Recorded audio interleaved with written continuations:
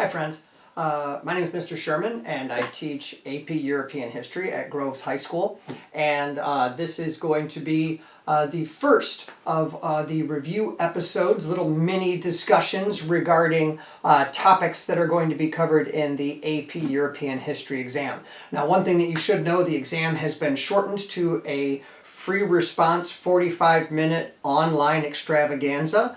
We're not 100% sure exactly how that's going to work out, but we do know that it goes through units 1 through 7, basically from the Renaissance, 1450-ish, all the way until World War I-ish, but probably not the Russian Revolution.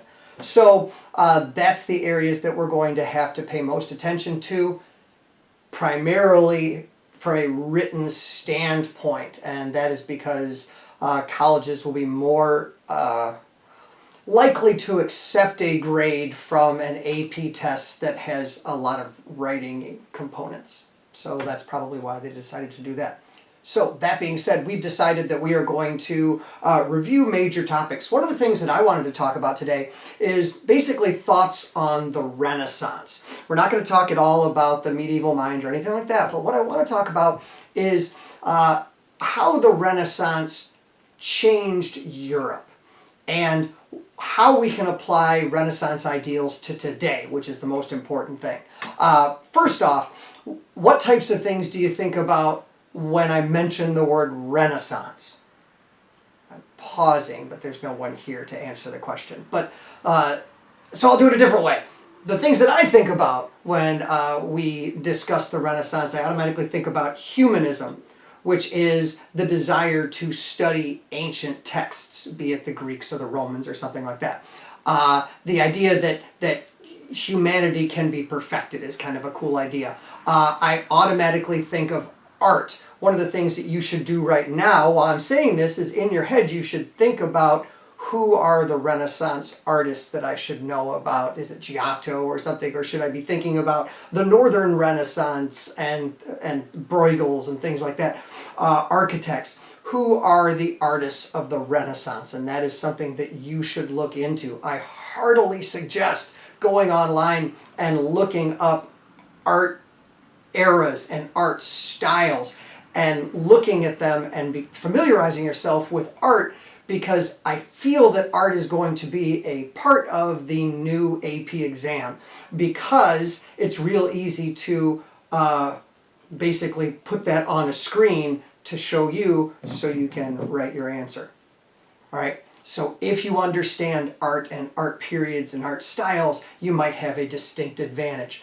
So when it comes to Renaissance art, look into that. All right, a couple other things that you should know about in regards to what you think about when we talk about the Renaissance. You got to think about the ancient world. It doesn't matter if we're talking about people like Socrates or Plato, Aristotle, or Cicero, Livy, things like that. We have to think about the ancient thinkers so we understand what's being reborn in the Renaissance. It's ancient thought. And so that's kind of cool. Something else I always think about is the fall of Constantinople, which occurred in the year 1453. That's really important because you had the knowledge of the ancient world off in this city over here, and all of a sudden anybody who could grabbed their stuff, grabbed their books, grabbed their knowledge, and bailed to go to places usually in Italy. And that's going to really spread these ancient ideas. All right, so the fall of Constantinople is a huge deal. Part of the reason why we start the course in 1450. Now, the Renaissance itself goes from the 1300s all the way to 1600 or so, but we're most interested in 1450 to 1600. All right, so one of the neat things about the Renaissance is it's this idea that you can study the past in order to make the world better. Obviously, this should still apply. We should look at the past to make better decisions for our future. Nothing wrong with that. You mimic the things you do right, you avoid the things that you do wrong. All right. One of the other questions that people often ask is, did people understand that the Renaissance was occurring at the time? Did they know that Renaissancing was going on? And the reality is probably not. Kind of like how you might play a video game, and you play the version 1 of the video game, and what happens is you'll get into that and play it and you'll love it, set it aside, go away, come back years later with the version 2.0, 3.0, whatever, and you play it and you're like, wow, this is awesome. You go to play the original game and you're like, wow, this is clunky. How could I even get into that? And you don't even realize what's happening in the interim. That's kind of what happened with the Renaissance. There were changes that were occurring. A lot of them didn't impact your average person too directly. Yeah, they're going to see improvements in their standard of living when it comes to city design and stuff like that. And oh, that's a really nice sculpture there. That David, interesting. That makes me uncomfortable. Things like that. So overall, they probably didn't know what was happening as it was happening. All right, next. Why would the Renaissance begin in a place like Florence, Italy? There's a lot of reasons for this. Number one, money. Most important reason. Availability of money. This is through some manufacture, early manufacture, and trade. And so the more money that you have and the more outside ideas you have access to, the more likely you are to have a Renaissance. That's just going to happen. Also, there were rich patrons available. The Medici family, for instance. And if they had money and the wherewithal to use it in a manner that influenced the Renaissance, rather than, say, hoarding it or something like that, then you're going to have an advantage. Italy was a crossroads of the world at the time. The Mediterranean was the world's superhighway, and so there is just going to be a better chance that you're going to have an exchange of ideas. All right. One thing that I think you should also know, speaking of the Medicis, Lorenzo used to keep contemporary philosophers and the best artists in the world literally in his home, and he would have dinner with them and he would discuss topics of the day. That's pretty cool. And what that did for him is it kept him in the know. He knew what was going on. He had the thinkers and the artists of the world at his beck and call. And so that's a pretty cool deal. All right, next. I need to talk about a little weird idea that's not normally discussed in any history books or anything like this, but the idea that cash and having cash does not equal immortality. What the heck does that mean? Well, rich patrons realized that, like everyone else, eventually they're going to keel over and die. Okay. Could they leave something worthwhile? And they started to think, if I can create something that will outlast me, I don't ever go away. And I have created a benefit to society, and I will constantly be remembered for something positive, rather than just moldering away in some family crypt. And this is a really neat idea, because what's going to happen is these individuals are going to get this crazy idea that you can use things like art, you can use things like architecture, and obviously based on the knowledge of the ancient world, and what you can do is you can make the world better by example. All right? It could be something like you're creating a sculpture, or you've got a painting, and it tells a story, and it gives people ideas about how the world should be. And this is, in turn, going to become a very pragmatic and very practical way to get people to do what you want them to do. Now, the Medici themselves were not necessarily like elected government officials or anything like that, but they had a vested interest in getting people to believe and think in the way that they were thinking. And it's going to happen through something that's kind of like, almost like an early form of propaganda, because you get people to think in a certain way, and then you can get them to behave in a certain way. And also because you've created maybe this city or a sculpture or something that's unbelievably beautiful, and you paid for it. Everyone knows, it's like, wow, the Medici did that. That's really awesome. I want to be like them. How do I be like them? Well, if I follow the rules and I do what I'm supposed to do, maybe there's a chance. And this brings order. And it's really kind of a neat idea. All right, we're going to have our first commercial break right now. Why? Thirsty. And here we are fattening up the squirrels. I am being their patron, just in case we need to use them a little bit later. Just a little bit later. Keep eating. Keep eating.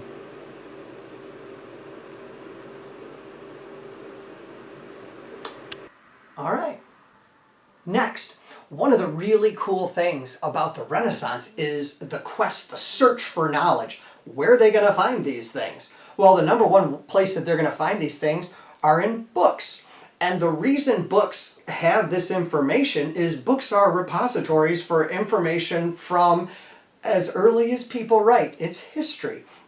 And so, if you can get ancient texts, or if you can get people that wrote about ancient texts, and you have access to these books, you have so many cool, neat, new ideas. A lot of this is going to happen because of the influx from people from Constantinople after its fall.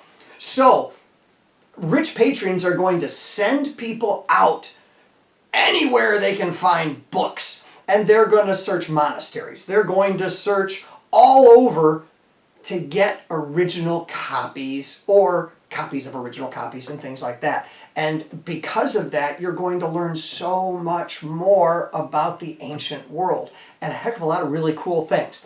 And so you got to think about it as this, books were the internet of their day. This was unbelievably cool and entertaining. Not everybody, of course, could read Latin or anything like that, but a lot of the people that were coming over from Constantinople could either read Latin or Greek, and a lot of these original texts were either in Latin or translated into Greek and things like that. And so you had knowledge and you had this ability to understand all these really cool things.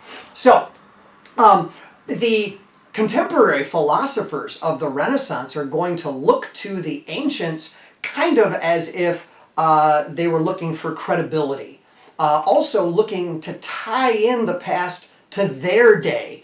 So what they could do was they could talk about religion, which people understood back then, and they could tie it into ancient philosophers and ancient ideas about ethics. And that really fired people up and got them really excited. Plus, if you're studying heathen texts, you're not supposed to really technically. And so it was an extra cool thing that you got to do. You weren't supposed to do it, and so you opened it up and you're like, you know, you don't have to clear your browser history when you're looking at a book. All right? So here's the deal. What's going to happen is patrons are going to start using their money not only to buy books and things like that, but also to show their own success. Now, obviously, there's a very personal reason for doing things like that. If you want to look good and you want to have influence over people, if you do good things for them, it happens. You know, I make this for you. I give you this theater. I made your road really nice or something like that. I give you this cathedral. And there's a quid pro quo. I expect something in return. All right? Now, there's nothing wrong with that. And so what's going to happen is you're going to gain this kind of propaganda through art and architecture and doing things for people. People want to listen to you. They want to be like you. And they want to know what you know. And they want to think the way you think. And this is going to spread the ideas of the Renaissance. One of the really neat ways that the Renaissance is still obvious today is if you look at the design of Renaissance cities. They are architecturally beautiful. It would be hard to find a city really around this area, certainly, that's as beautiful as really any Renaissance city. They just don't happen. We don't build cities like that anymore. But also, cities are going to be dramatically more efficient, as well as being beautiful. So they're going to be set up in a manner that allows them to be organized with streets going like this in grid formations and things like that, which hadn't happened in, certainly in medieval times. But also, these cities are going to give a sense of dignity to the people living in the cities. And so it's like, wow, Lorenzo is not only in charge of this city, and look how beautiful Florence is. I can see the beauty. I feel good. It makes me proud to be a Florentine. Boom. That's a lot of power and influence. Also, it can give you a substantial amount of control over people too. But it also brings a sense of happiness. I mean, if you're in a city that's beautiful, you feel a sense of pride. You just feel better about yourself. Another neat thing is the fact that if you do what, well, the Medicis in this case say, this is what happens. You get good stuff, and your city is beautiful. And so it causes people to trend more towards following the rules, doing what they're supposed to do. Makes it easier to control the population. Not in a negative way, it just makes it easier to govern. Another thing that I think you should know is if you've ever heard of something called the broken window theory. The broken window theory is basically this. If you walk in a city and it's nasty, like there are broken windows everywhere and stuff like that, you are more likely to look at a window, pick up a rock, and throw a rock and break that window. Because it doesn't matter. It's already nasty. And so people in nasty, gross cities will do nasty, gross things. If you go into a city that's absolutely beautiful, you're not going to throw litter because it's beautiful. You guys know this if you go into the lunchroom and you sit at a table. If a table is nice and clean and things like that, you don't want to leave a mess there. You shouldn't. You don't want to because it looks nice. Why would you mess it up? There's no reason for you to do that. That's the broken window theory. And people in the Renaissance got this. They figured it out. Make a beautiful city, the people are happy, they'll give you power, and in turn, you have control. It's actually quite an interesting thing. So, obviously there's a heck of a lot more to talk about when it comes to the Renaissance, and so really quickly, a bit of a summary. The Renaissance teaches us that people are actually okay. There's dignity in being a person. It's the beginnings of the idea of human rights and things like that. We're going to see that more in the Enlightenment. But the fact that you can perfect humanity is a pretty cool deal. Next, and extremely important, is the fact that you can question authority. This comes from Socrates. If you question authority, in this case, like the church and doctrines like that, you could start to open your mind to so much more that was out there because there was so much more out there. You get all of this information from the Greeks and from the Romans. It's like, oh my goodness, look at this. This is so amazing. And it was closed off to me before. Really cool stuff. And then just the idea that not only are humans okay, but we can work toward perfecting society. And we can do this in many ways. We can do it through art. We can do it through architecture. We can do it through city design and planning. We can do it through laws. We can do it through government. All sorts of ideas that we can do to make the world a better place. The Renaissance is really the beginning, the rebirth, of what eventually then becomes the Reformation. And then the Scientific Revolution, then the Enlightenment, and then ding, ding, ding, ding, ding, America. Seriously, all of that cool stuff. All right, so, hey, thank you guys for your time. I want you all to stay healthy and stay safe, and I hope that this little bit of a lesson has helped you think a little bit more. Try this, friends.